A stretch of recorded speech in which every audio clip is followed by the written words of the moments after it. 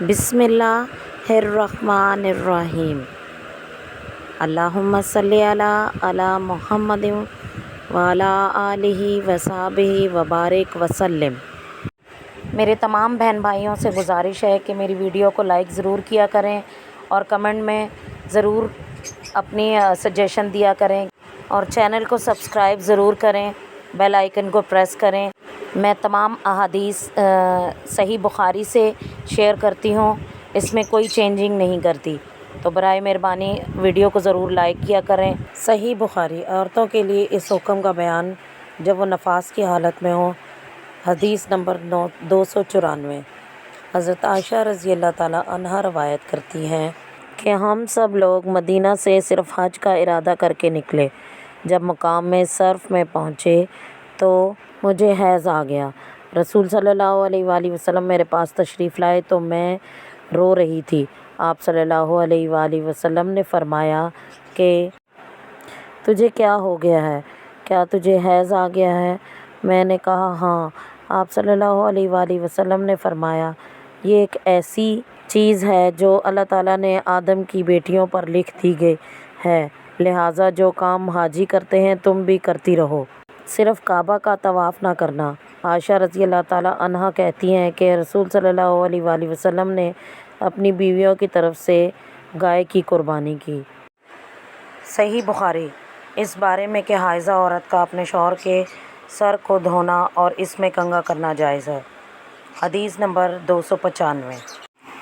حضرت عائشہ رضی اللہ تعالیٰ عنہا روایت کرتی ہیں کہ میں بحالت حیض رسول صلی اللہ علیہ وآلہ وسلم کے سر میں کنگھی کیا کرتی تھی۔ صحیح بخاری، کتاب حیض کا بیان، اس بارے میں کہ مرد کا اپنی بیوی کی گود میں حائضہ ہونے کے باوجود قرآن پڑھنا جائز ہے۔ حدیث نمبر 297۔ صفیہ نے حضرت عائشہ رضی اللہ تعالیٰ عنہا سے بیان کیا کہ نبی کریم صلی اللہ علیہ وآلہ وسلم میری گود میں تکیہ لگا لیتے تھے حالانکہ میں حائضہ ہوتی تھی، پھر آپ قرآن مجید کی تلاوت فرماتے تھے۔ صحیح بخاری، اس شخص کے متعلق جس نے نفاس کا نام بھی حیض رکھا۔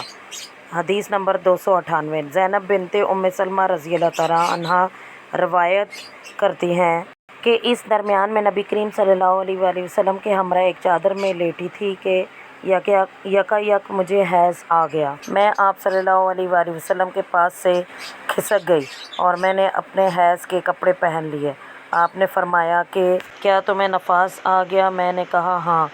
آپ نے مجھے بلایا اور میں آپ کے ہمراہ اسی ایک چادر میں لیٹی رہی۔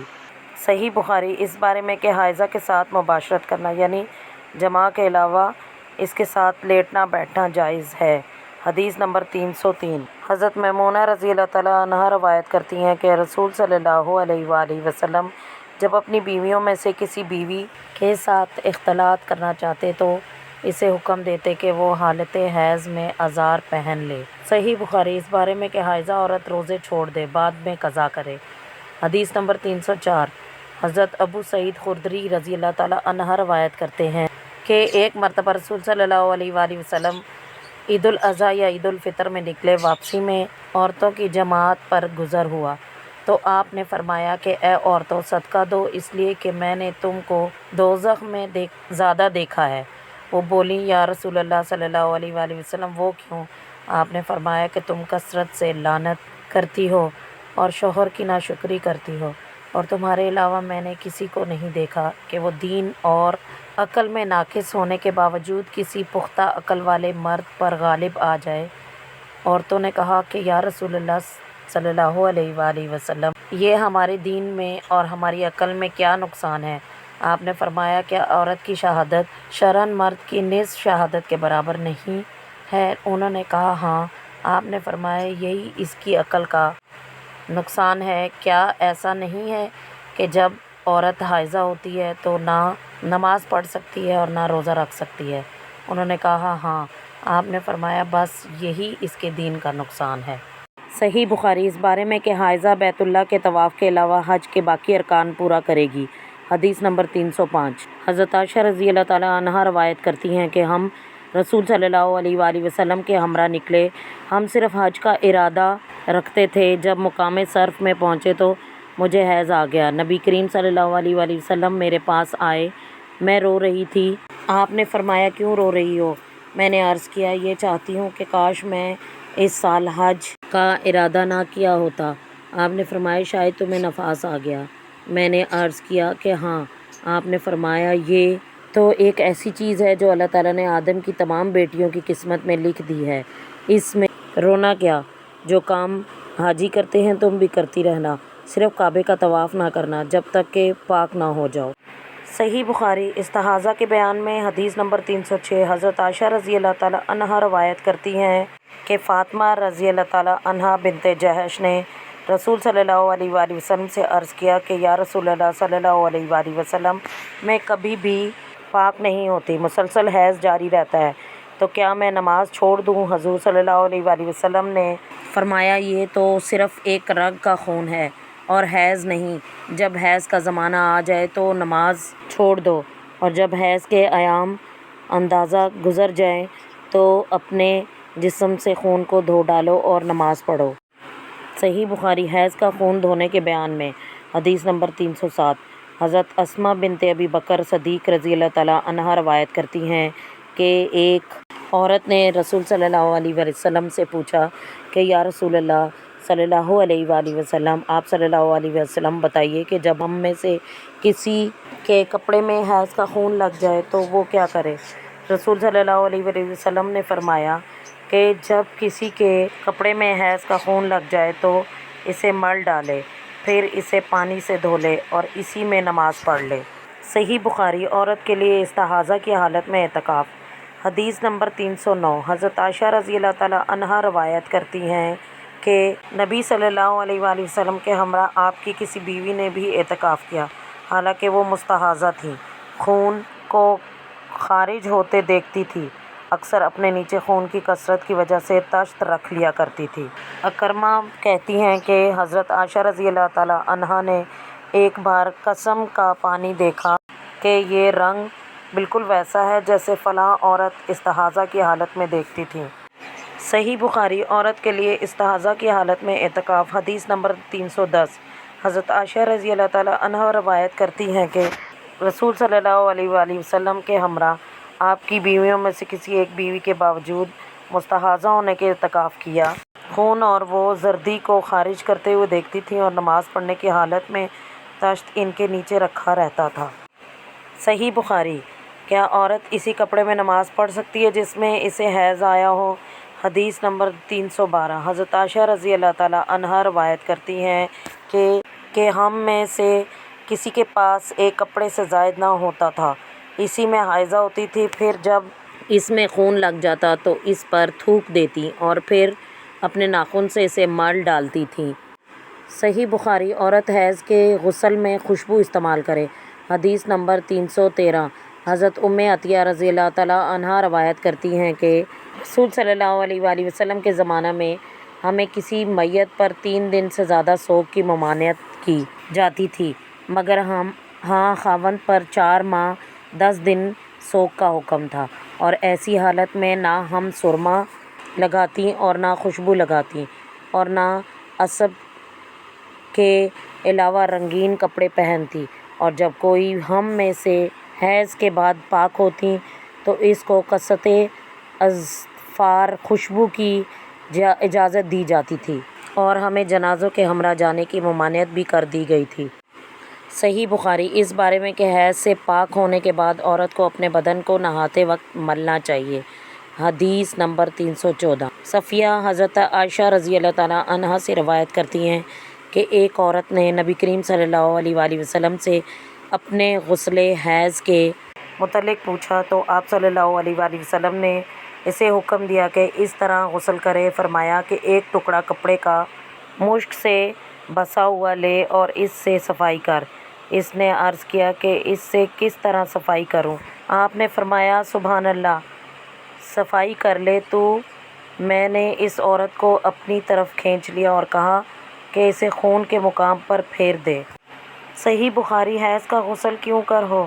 حدیث نمبر 315 صفیہ حضرت عائشہ رضی اللہ تعالیٰ عنہا سے روایت کرتی ہیں کہ ایک انصاری عورت نے نبی کریم صلی اللہ علیہ وآلہ وسلم سے کہا کہ میں غسل حیض کس طرح کروں؟ آپ نے فرمایا کہ ایک کپڑے کا ٹکڑا مشک سے بسا ہوا لے اور 3 مرتبہ وضو کر، پھر نبی کریم صلی اللہ علیہ وآلہ وسلم نے صاف صاف بیان کرتے ہوئے شرمائے اور اپنا منہ پھیر لیا اور فرمایا کہ اس سے صفائی کر۔ پس میں نے اسے اپنی طرف کھینچ لیا اور نبی کریم صلی اللہ علیہ وآلہ وسلم نے جو کچھ کہنا چاہتے تھے میں نے کہہ دیا۔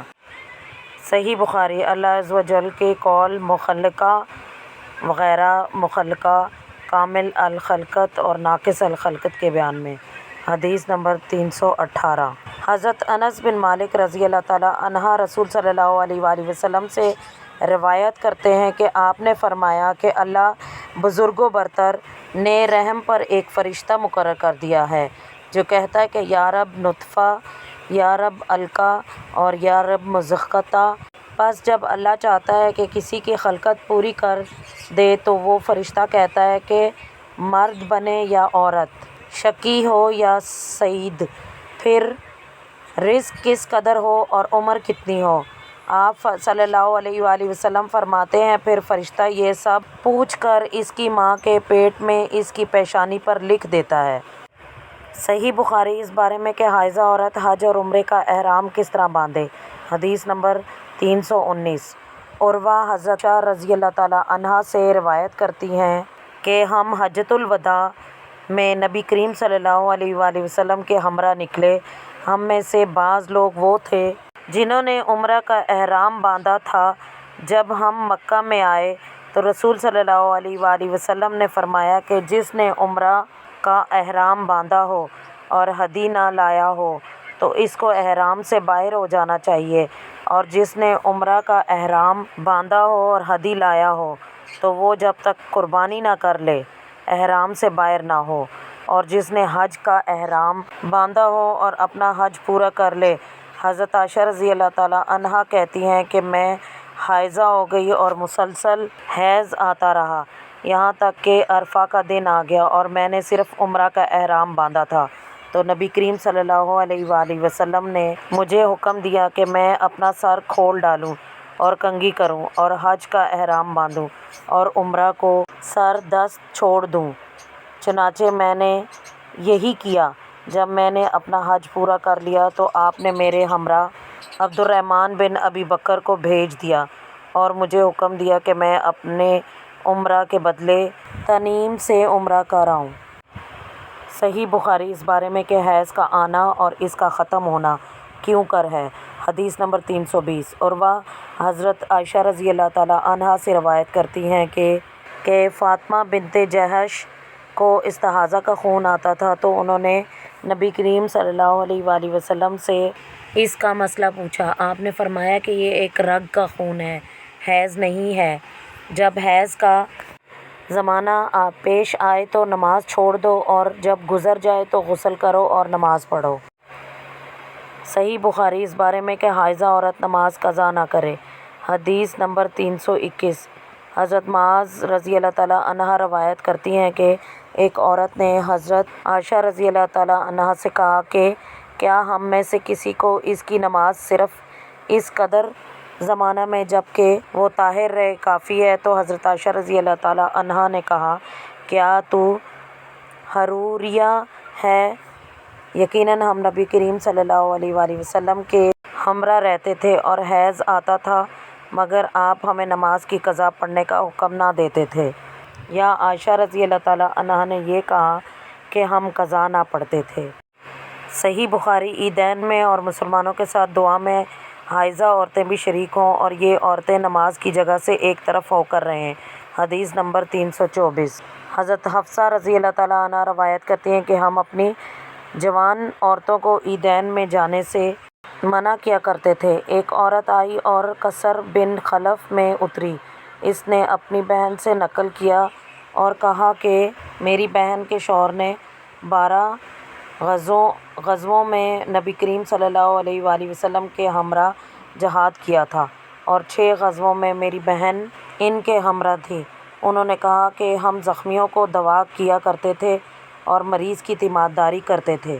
ایک مرتبہ میری بہن نے نبی کریم صلی اللہ علیہ وآلہ وسلم سے پوچھا کہ کیا جب ہم میں سے کسی کے پاس برقع نہ ہو تو اس کو باہر نکلنے میں کچھ حرج ہے؟ آپ صلی اللہ علیہ وآلہ وسلم نے فرمایا کہ اس کے ساتھ والی کو چاہیے کہ وہ اپنا برقع اسے اڑا لے، اور اسے چاہیے کہ خیر مجالس میں اور مسلمانوں کی دعوت میں شریک ہو۔ جب عطیہ رضی اللہ تعالیٰ عنہا آئیں تو میں نے ان سے کہا کہ کیا تم نے نبی کریم صلی اللہ علیہ وآلہ وسلم سے اس کے بارے میں کچھ سنا ہے؟ تو انہوں نے کہا بھابی نام، اور وہ جب نبی کریم صلی اللہ علیہ وآلہ وسلم کا ذکر کرتی تھی تو بھابی ضرور کہتی تھی میں نے آپ صلی اللہ علیہ وآلہ وسلم کو یہ فرماتے ہوئے سنا ہے کہ جوان اور پردہ نشین اور حائضہ عورتیں باہر نکلیں اور مجالس خیر میں اور مسلمانوں کی دعوت میں شریک ہوں، صرف حائضہ عورتیں نماز سے علیحدہ رہیں۔ حفصہ رضی اللہ تعالیٰ عنہا کہتی ہیں میں نے کہا کہ حائضہ عورتیں بھی شریک ہوں۔ وہ بولی کیا حائضہ عورتیں عرفہ اور فلاں فلاں کام میں شریک نہیں ہوتی؟ صحیح بخاری اس بارے میں کہ اگر کسی عورت کو ایک ہی مہینہ میں 3 بار حیض آئے اور حیض و حمل سے متعلق جب کہ حیض آنا ممکن ہو تو عورتوں کے بیان کی تصدیق کی جائے گی۔ حدیث نمبر 325۔ حضرت عائشہ رضی اللہ تعالیٰ عنہا روایت کرتی ہیں کہ فاطمہ بنت جحش نبی کریم صلی اللہ علیہ وآلہ وسلم سے پوچھا کہ مجھے استحاضہ کا خون آتا ہے اور مدتوں تک پاک نہیں ہوتی، تو کیا میں نماز چھوڑ دوں؟ آپ صلی اللہ علیہ وآلہ وسلم نے فرمایا کہ نہیں، یہ ایک رگ کا خون ہے، لیکن حیض کے ایام میں نماز چھوڑ دیا کرو، پھر جب حیض کا زمانہ عادت کے مطابق گزر جائے تو غسل کرو اور نماز پڑھو۔ صحیح بخاری اس بیان میں کہ زرد اور مٹیالہ رنگ کا حیض کے دنوں کے علاوہ ہو تو کیا حکم ہے؟ حدیث نمبر 326۔ حضرت عطیہ رضی اللہ تعالیٰ عنہ روایت کرتی ہیں کہ ہم مٹیالہ پن اور زردی کے کچھ نہ سمجھتی تھی، یعنی حیض میں شمار نہ کرتی۔ صحیح بخاری استحاضہ کی رگ کے بارے میں حدیث نمبر 327۔ حضرت عائشہ رضی اللہ تعالیٰ زوجۃ النبی صلی اللہ علیہ وآلہ وسلم روایت کرتی ہیں کہ حضرت حبیبہ رضی اللہ تعالیٰ عنہ 7 برس تک مستحاضہ رہیں۔ انہوں نے رسول صلی اللہ علیہ وآلہ وسلم سے اس کے بارے میں پوچھا تو آپ نے انہیں غسل کرنے کا حکم دیا اور فرمایا کہ یہ رگ کا خون ہے، اس وجہ سے وہ ہر نماز کے لیے غسل کیا کرتی تھی۔ صحیح بخاری جو عورت حج میں طواف افاضہ کے بعد حائضہ ہو اور اس کے متعلق کیا حکم ہے؟ حدیث نمبر 329۔ حضرت ابن عباس رضی اللہ تعالیٰ عنہ روایت کرتے ہیں کہ عورت کو طواف افاضہ کو بعد میں جب حیض آ جائے اسے اپنے گھر واپس جانے کی اجازت دے دی گئی ہے۔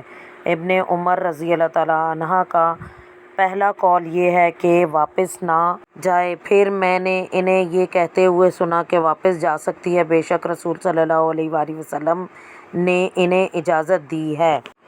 صحیح بخاری جب مستحاضہ اپنے جسم میں پاکی دیکھے تو کیا کرے؟ حدیث نمبر 331۔ حضرت عائشہ رضی اللہ تعالیٰ عنہا روایت کرتی ہیں کہ نبی کریم صلی اللہ علیہ وآلہ وسلم نے فرمایا کہ جب حیض کا زمانہ آ جائے تو نماز چھوڑ دو، اور جب گزر جائے تو اپنے جسم سے خون کو دھو کر نماز پڑھ لو۔ صحیح بخاری اس بارے میں کہ نفاس میں مرنے والی عورت پر نماز جنازہ اور اس کا طریقہ کیا ہے؟ حدیث نمبر 332۔ حضرت سمرہ بن جندب رضی اللہ تعالیٰ عنہ روایت کرتے ہیں کہ ایک عورت پیٹ کی بیماری میں مر گئی، نبی کریم صلی اللہ علیہ وآلہ وسلم نے اس کے بیچ میں کھڑے ہو کر اس کی نماز ادا کی۔ صحیح بخاری حدیث نمبر 333۔